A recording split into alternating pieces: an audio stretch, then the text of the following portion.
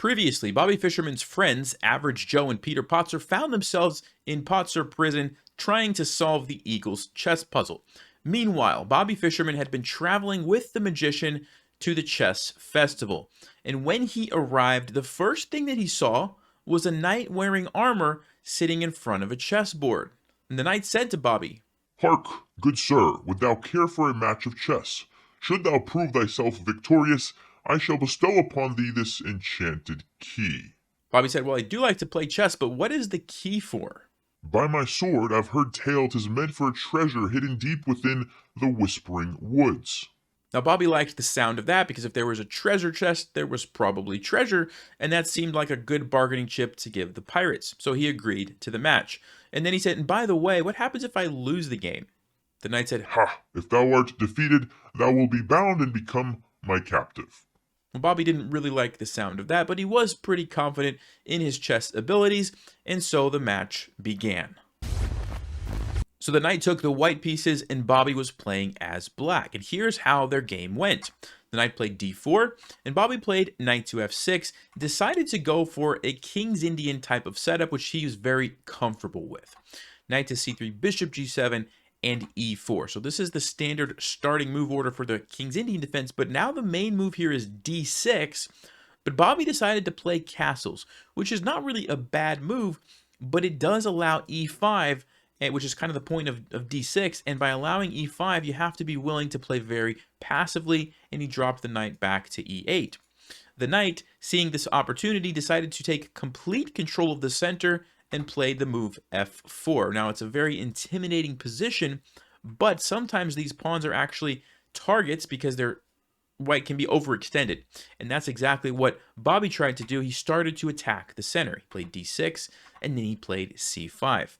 And here, the knight captured the pawn, noticing the fact that if Bobby were to try to recapture here, he would lose his queen to the pin against this pawn. Notice how the knight is blocking the rook from defending the queen, and so this queen is undefended. And so because of that, Bobby played knight to c6, gambiting the pawn, but continuing his development. And here, the knight captured on d6, and Bobby recaptured. And now the knight played knight to e4, centralizing the knight, and Bobby decided to bring the bishop out and attack the knight. The knight retreated the knight to g3. Lots of knights in what I'm saying. The knight retreated the knight. Anyway, you retreated the knight to g3, and Bobby played back to e6. Didn't want to allow the knight to capture that bishop and mess up his pawn structure. And here the knight continued his development by playing knight to f3. And Bobby decided queen to c7, getting out of the d8 square, maybe thinking about bringing his rook over, also potentially lining up here.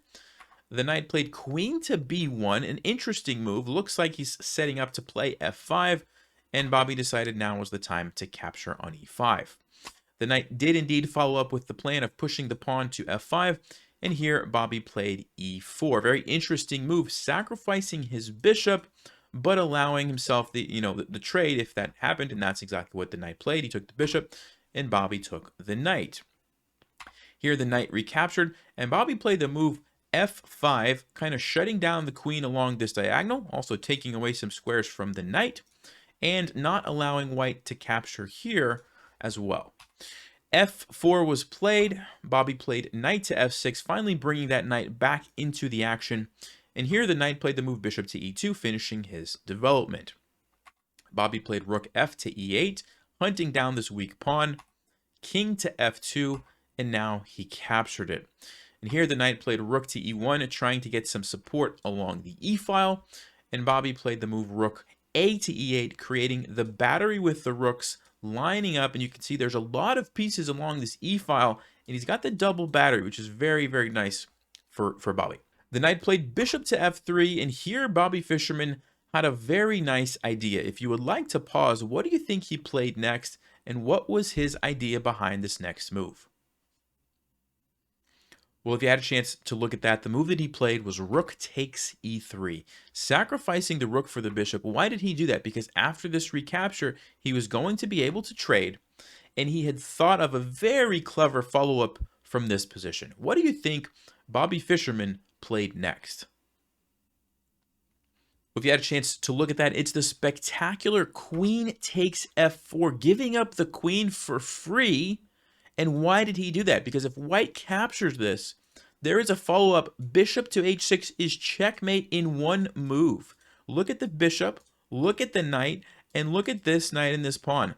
There is nothing for white to do. That's game over. The other part about this is that if white tries to run back, well, let's just say here you've got knight to d4 happening, and he's also going to be getting checkmated.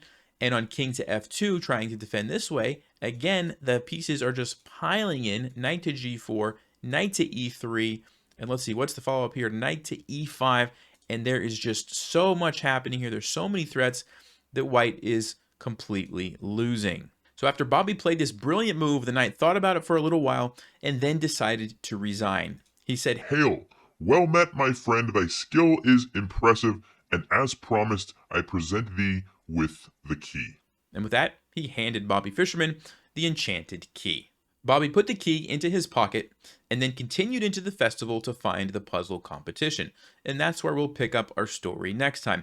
And by the way, if you're wondering, the game that I showed you actually happened in the real world. It was played by Bobby Fischer himself in, I believe, 1960. We played against someone by the name of Rene Martner.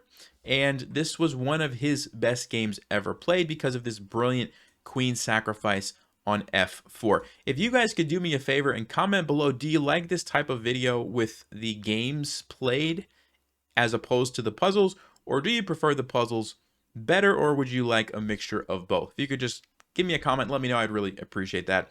And I'll see you guys in the next episode. As always, thanks for watching, stay sharp, play smart, and take care.